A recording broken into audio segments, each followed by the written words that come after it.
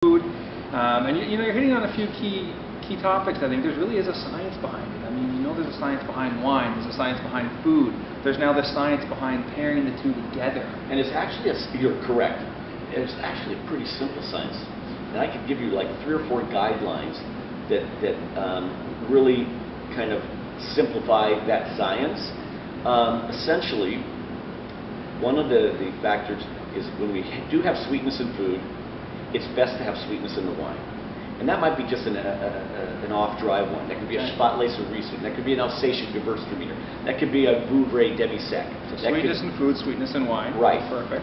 So that's one area that if you are going to do something that's based around fruit salsas or things like that, or summer fruit salads, make sure don't serve a fruity wine. That's okay, but it's the sweetness in the wine, because it's that orange juice toothpaste thing.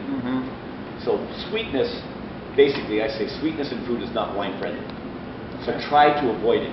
I'll get to how you can do it in a minute, but that's where you have to be playing the chef and thinking about what you're doing to the sweetness. The second thing is, once we've gotten past sweetness, essentially foods that are low or no salt need wines that are low or no oak. Think sushi and sake, or a steamed fish. The reason is that salt blocks your taste of bitterness and astringency. So if I don't have the salt on the food, it will accent the oak and the astringency. So that piece of tofu with a oaked Chardonnay or a Cabernet, all I'm going to taste is oak and tannins. And then we'll say, oh, the oak and tannins, or that Chardonnay and Cabernet overpowered the tofu or the sushi. Well, actually, the fact that the food had no salt was a catalyst to make the wine stronger. Interesting. But if you take that exact same fish, let's say we're talking sashimi, right? We're talking halibut, let's say, and I'm having a Cabernet, because I'm a red wine drinker. All of a sudden, the Cabernet is more tannic, and oh, I shouldn't have Cabernet and sashimi. There's a lot of truth to that. As soon as I take that fish, and in a Japanese restaurant, like the Benihana's kind of style, the teppanyaki, as soon as I cook it, what does every teppanyaki chef do to the food? Put a sauce on it? Salted. Salted? They're over there salted and everything. Every culture, when they cook food, adds salt or salty ingredients. That's what changes it. So it's not the fact that it went from raw to cooked, it was the fact that it went from unsalted to salted.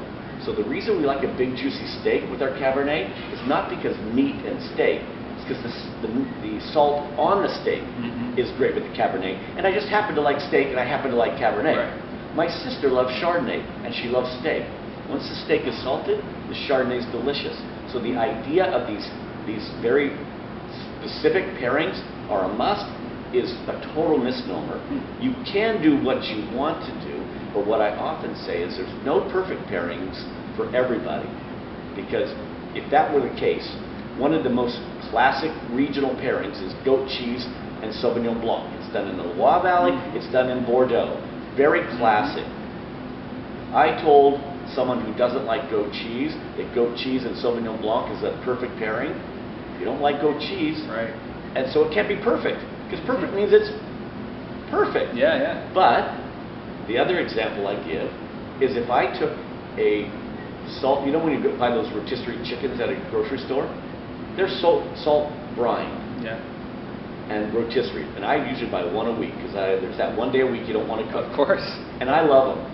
If I put a rotisserie chicken, it's been salt brine, on the table, and your favorite wine's Cabernet, my favorite wine's Chardonnay, our other friend's favorite wine is an off-dry wine, and the other favorite wine is let's say a lighter red. If we had that chicken with it, your Cabernet is going to taste just like Cabernet and taste delicious, and so is my wine, and so is their wine. At that point, everybody can have their own perfect pairing. Because you're having your favorite wine, you're having food that you like, and when you like them together and they don't change, what's not to like? Right. The problem is when we have foods that do change the wine, you have to then determine whether you like the change or not. That's subjectivity. If we had all the same wine, and we had all the same dish, but the food's changing the wine, what I mean by that is, let's say we did have a sweet glaze on our orange chicken, Chinese chicken, and that glaze is sometimes pretty sweet. and we had those 4 different wines, the sweetness would bring out the oak in the white wine, would bring out the tannins in the red wine. Now, if we all had the Cabernet, and we all had the orange chicken, and the wine all gets more sour and more tannic, 1 out of 4 might go, ooh, I like that. And the other 3 usually go, whoa, that's too strong for me now. Well, who's right or wrong? Yeah. So I don't ever not give credibility to subjectivity. I can tell you what's going to happen between a pairing, but I can't tell you to like or dislike. the end result. Exactly. So then what do you do? I mean, you're a regular everyday drinker. A lot of my readers would be your regular everyday drinker. So what do? You're invited to a party, you're told to bring the wine, even if they give you a sense of what's on the menu. Right. You bring 1 red and 1 white. What do you bring? Bring your favorite wines, because 90% of the time, 80 to 90% of the time, most foods are properly salt seasoned. They're generally not extreme into sweetness, and so your wine, whatever wine you're drinking, will taste relatively like that wine all the time. Don't fret over it too much. The only thing is when you get those extremes. Like people ask frequently, I know that you've already had your Thanksgiving, ours is coming up next Thursday. And with roast turkey, any wine in your cellar is going to be great. With the cranberry sauce, could be a problem. Okay, so at that point, I drink my wine with the turkey, or I drink the wine, and then I go ahead and have the turkey and the cranberry sauce, and then I have a little sip of water, and I go back to the wine. Because the cranberry is going to be really sweet, and it's going to make all wines sour.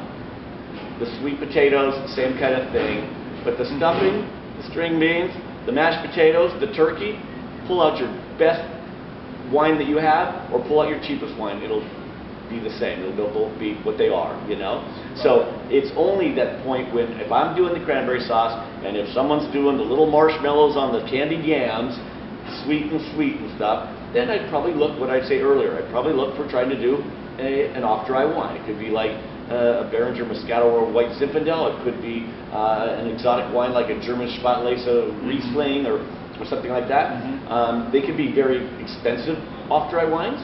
They can be very simple and food-friendly ones like a Moscato, if that's what you want to do. I frequently use that occasion to bring out an aged Beringer Private Reserve. And I just mentioned to people, enjoy the wine, you guys. Just don't have it with the sweet potatoes and cranberry. They never listen to me. Well, enjoy the wine. I mean, that's, Exactly. It's enjoy the wine, enjoying the food, and sometimes if you get it right. And you know what, most of the time, even in that menu, you're not taking every sip of wine with every bite of cranberry. So at least 2/3 of the time, that wine's going to taste great. So you killed my next question about classic pairings, which was going to be, what are the classic pairings in your opinion? Well, the reason I would say there are is through 2 things. Regional, traditional pairings came about for a reason, I think, for a couple of things. One, process of elimination. Things that didn't taste good together, you kind of stopped doing. All right. Another thing is that within there is I often use this term.